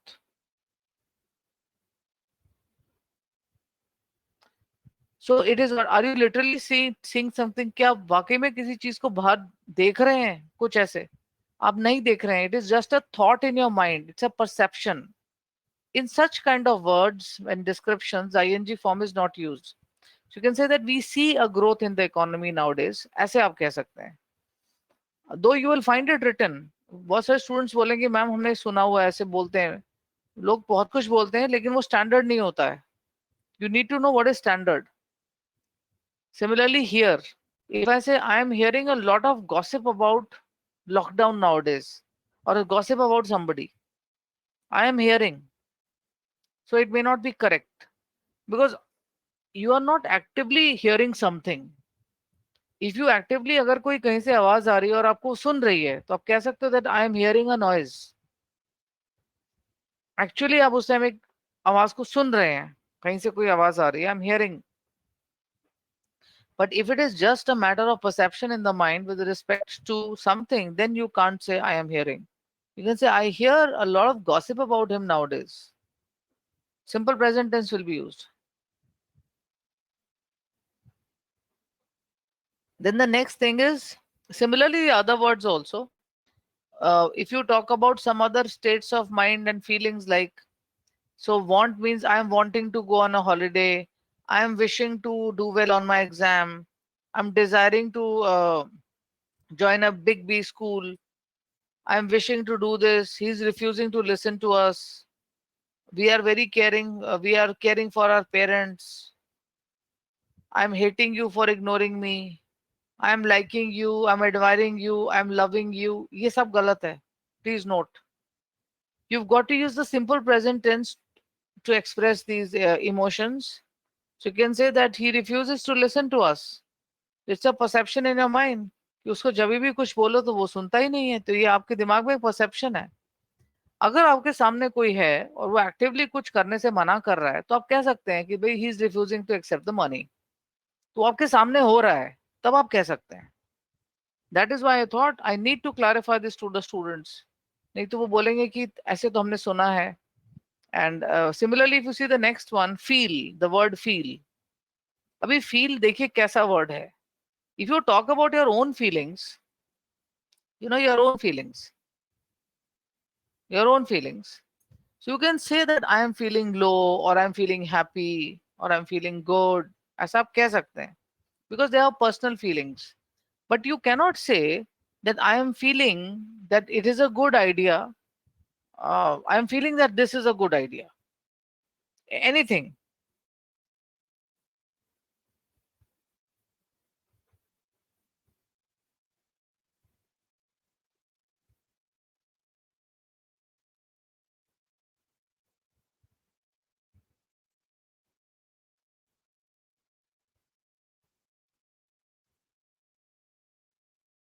Yes, please. Did you get this?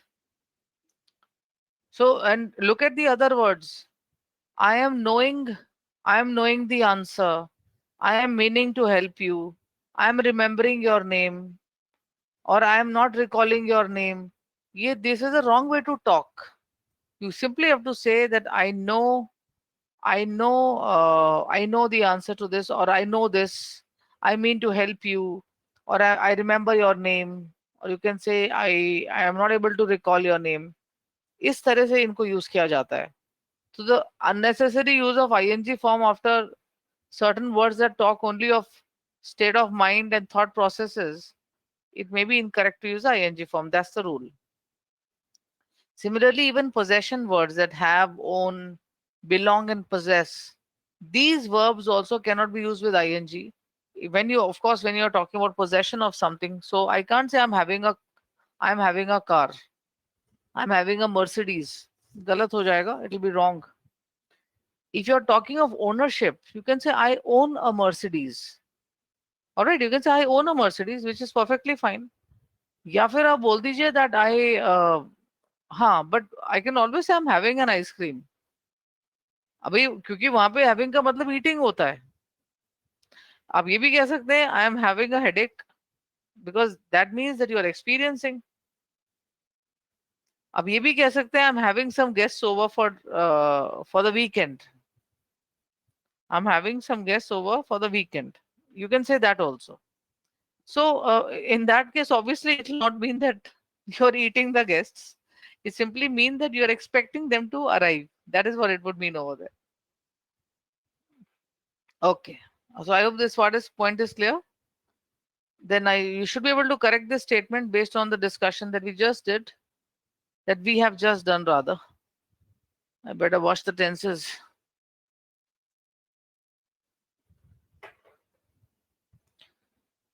Yes, what would you say?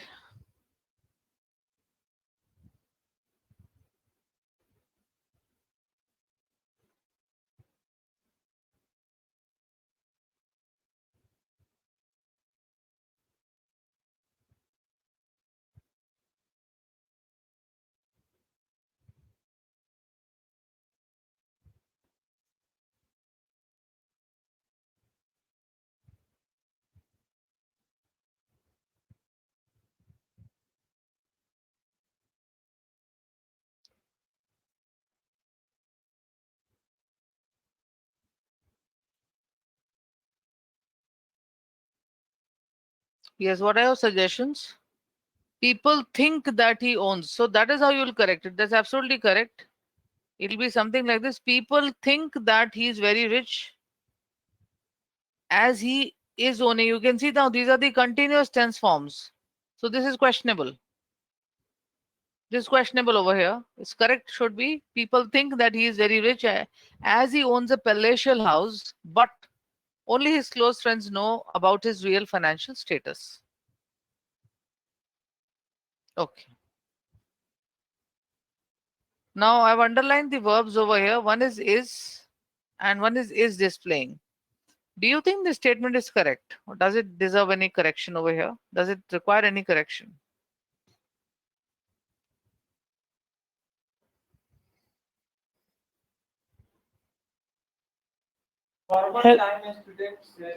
Hello Yes, Shashi. Ma'am, question number 2 को थोड़ा discussion कीजिएगा, हम नहीं समझ पा question 2 का तो discussion हम कर ही चुके हैं ना, वो वही डिस्कशन है जो 1 में किया है. रहे जी. For it is the same discussion. It is for that reason कि वहां पे वो आर थिंकिंग नहीं आएगा. पीपल आर थिंकिंग नहीं कह सकते हैं, पीपल थिंक. जी. क्योंकि कोई कैसा people. सोचता है, कोई कैसा सोचता है. अगर लोग मेरे सामने बैठकर किसी चीज के बारे में विचार कर रहे हैं, तब मैं कह सकती हूँ people are thinking about it. वाकई में वो बैठ के सोच रहे हैं किसी चीज के बारे में. बट इफ आई लेकिन जनरली लोग ऐसा मानते हैं, ऐसा सोचते हैं, जिस which is called perception in the mind. उसके लिए आप आईएनजी फॉर्म यूज नहीं कर सकते हैं. Okay. So we had to change it that people think that he is very rich as he owns a palatial bungalow and not as he's owning. Yes, Vishal, is displaying is not correct. ये correct क्यों नहीं है? Who has been displaying? Is that Gaurang? Gaurang, that is quite correct what you have written. She is a gifted sports person who is displaying her talent on the tennis. What is that? Full sentence. On the tennis court for the past 2 years. Sorry, I didn't write the whole sentence only. If you now examine this sentence has got this expression over here for the past 2 years. It tells me for how long this action has been going on. So it tells me she is a gifted sports person who has been displaying her talent on the tennis court for the past 2 years. But if I remove this part from here for the past 2 years, then it is correct to say that she is a gifted sports person who is displaying her talent on the tennis court. But if you give the time frame reference for the past 2 years, for how long the action has been happening, then it has to change. Then I can't say present continuous that she is displaying. फिर आपको you have to write the present perfect continuous tense form of the verb phrase. Hope this is understood. See this. This is a sentence which is correct in itself because the last part is missing over there.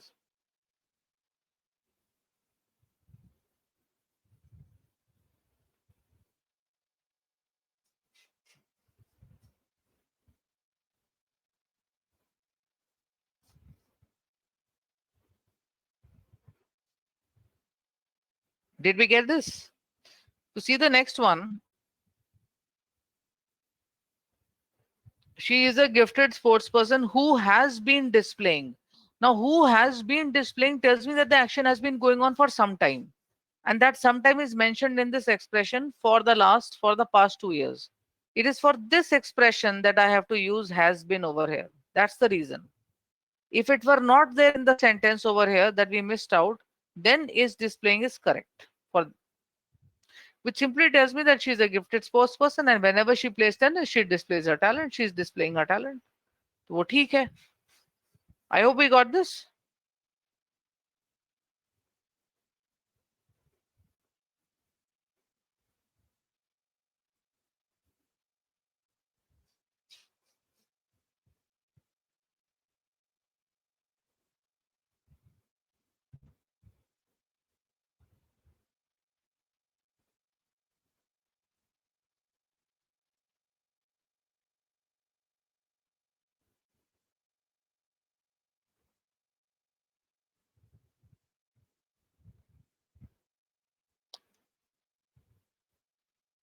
Let's take a look at this.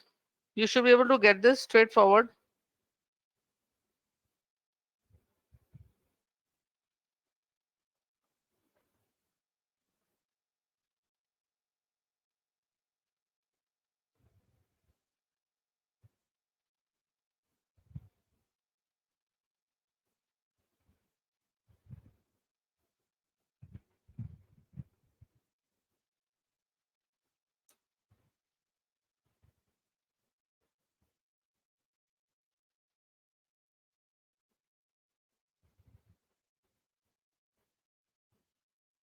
Yes, some students, Madhur and Muskan, Harshita, some students have pointed it out. My brother is not at home.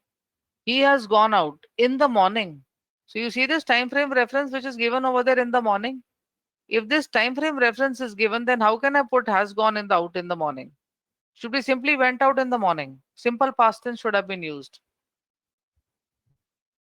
Or I simply remove in the morning and then I say my brother is not at home, he's gone out. Then it's okay. But आप past time का reference दे रहे हैं in the morning. So I can't do this that he has gone out in the morning. What sense does it make? On the one hand, I'm trying to say कि वो morning में गया था और उसके साथ में आप बोलो कि वो अभी अभी गया है, he has gone out. So it will not connect properly.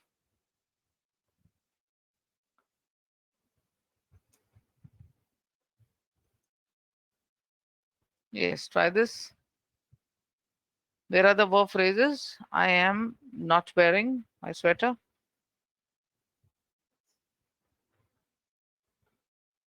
And since it has not been cold, it has not been cold.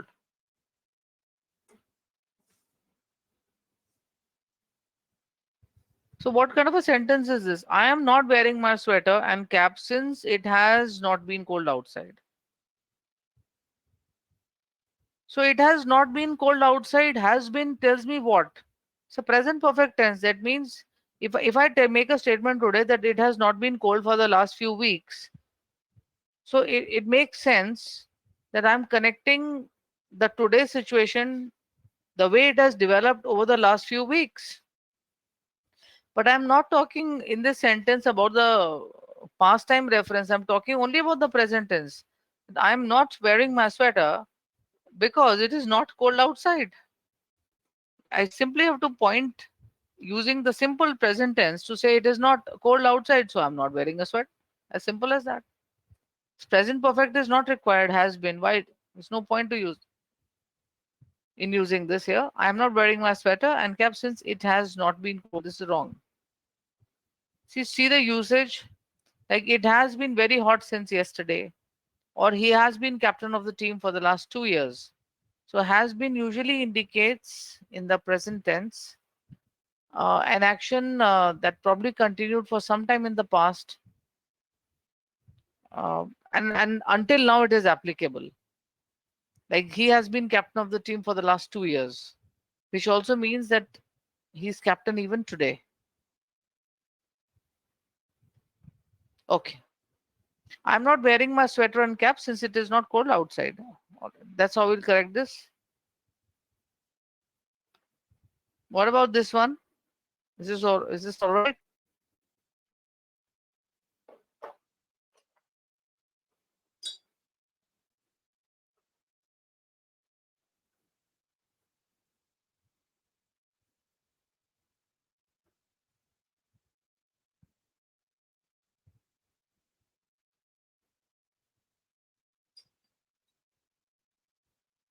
Yes, anybody? Okay, so now this is a sentence. What is your observation about these tenses over here? How many tenses, how many verb phrases do I have in this sentence? Because they tell me about the action. How many of them were there? So Pragya, one is were recruited, and the not were recruited. Have been recruited is the first one. Or are you giving the answer? I'll come to that later. There are two verb phrases over here. One is have been recruited and the other is resigned. So which tense is resigned?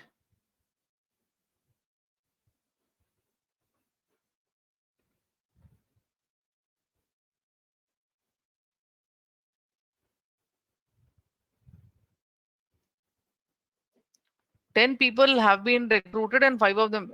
Yeah, so resigned is in the simple past tense.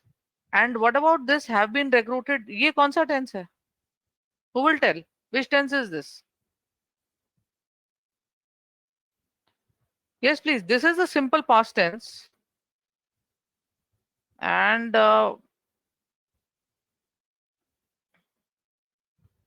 yes, that is correct. It's the present perfect tense. But I don't know whether you noticed it is in the passive voice. It is not in the active voice. It is something like that somebody has recruited somebody. I think I have a diagram to show this also, where not diagram classically. Huh. For example, X has recruited Y. Somebody has recruited Y.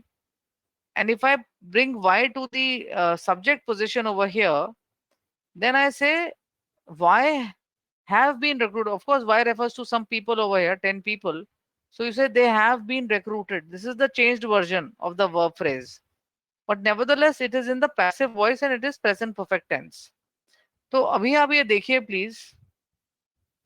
If somebody has recruited somebody, or if some people have been recruited, what does it mean? I think in the context of time frame, I can say this recruitment took place some time back only. It is related to the near past. It is related to the near past. And therefore, how is it possible that some people were recruited in the near past and only recently, but the fact that 5 of them resigned took place deeper in the past? See, it is something like this. If you make a timeline,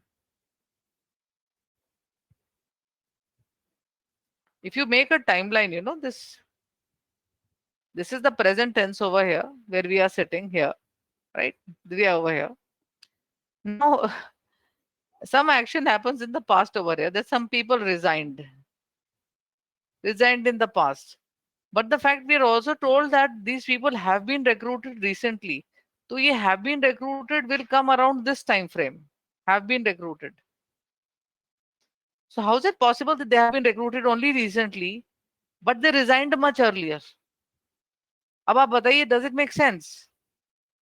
That is why it is important to relate the action in the given in the sentence to the time frame indicated by the verb phrase. So how can I correct this? Can I somehow bring both these events in the same time frame? क्योंकि पहले recruitment हुआ होगा, उसके बाद में फिर resigning हुई होगी. तो दोनों को एक ही आप अगर tense time frame में ले आते हैं, then it will make sense. हाँ, Chanchal, you could say that 10 people had been recruited and 5 of them resigned. It could be all right. Aviral, what have you written? They have recruited 10 people and 5 of them have resigned. वो भी ठीक है. Because then either I make both these verb phrases in the present perfect tense, or I take the entire sentence in the past tense. One of these things can be done. So in you can check it, this statement, create a sentence in 2 different ways with 2 different meanings. 10 people were recruited and 5 of them resigned. Both of them are in the simple past tense. And 10 people have been recruited and 5 of them have resigned. This is in the present perfect tense, this part. So both can be okay. They talk about actions happening in the same time frame. First one talks about the present tense. Second one talks about the past tense. Hope this is understood.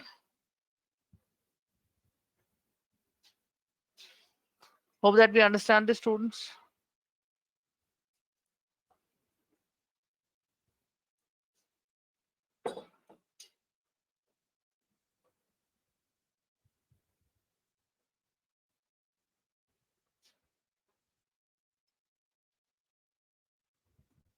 All right. What about this one? Where are the verbs over here? She has lost her mobile phone, and this is the second time this happens. So this you can very clearly see. I have 3 verbs over here. So this has got 3 clauses. This sentence has 3 clauses. So when I say she has lost her mobile phone, that means some time back she has lost her mobile phone, or only recently. And this is the second time this happens.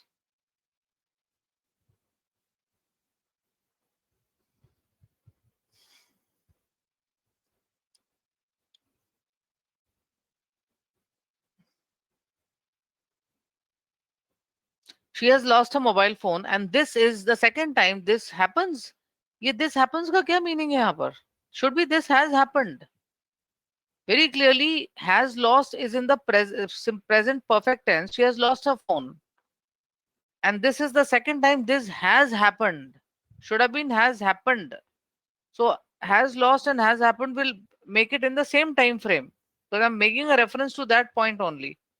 That this is the second time this has happened. So it should have been, this matching should have been there between has lost and has happened. Because this part, this is the second time it refers to this only. So here the matching had to be similar.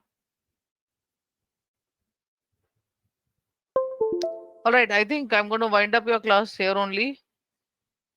Enough of tenses for today. You're going to probably read up some tenses from your handout. Not handout, your the time grammar book. You can read up the tenses. There's a chapter on tenses. And you might like to attempt some of these questions from this handout. And we are going to continue with this in the next class. All right. Yes, Ma'am, please what is the attempt some next? questions. Yes, Ma'am, what is please. the next topic we're gonna continue with in the next session? In the next session, we'll continue both the handouts. This handout only, there is a because today's handout was an auxiliary, so I could not start it because this handout has to be first finished and then auxiliaries will begin. So I'll probably be taking these two handouts in the next class, 2203 and 2204. I don't think I can go beyond that. They're pretty exhaustive. Okay. All right. Thank See you in you. the next class. See you in the next class, students. Bye bye. Have a good day ahead, all of you.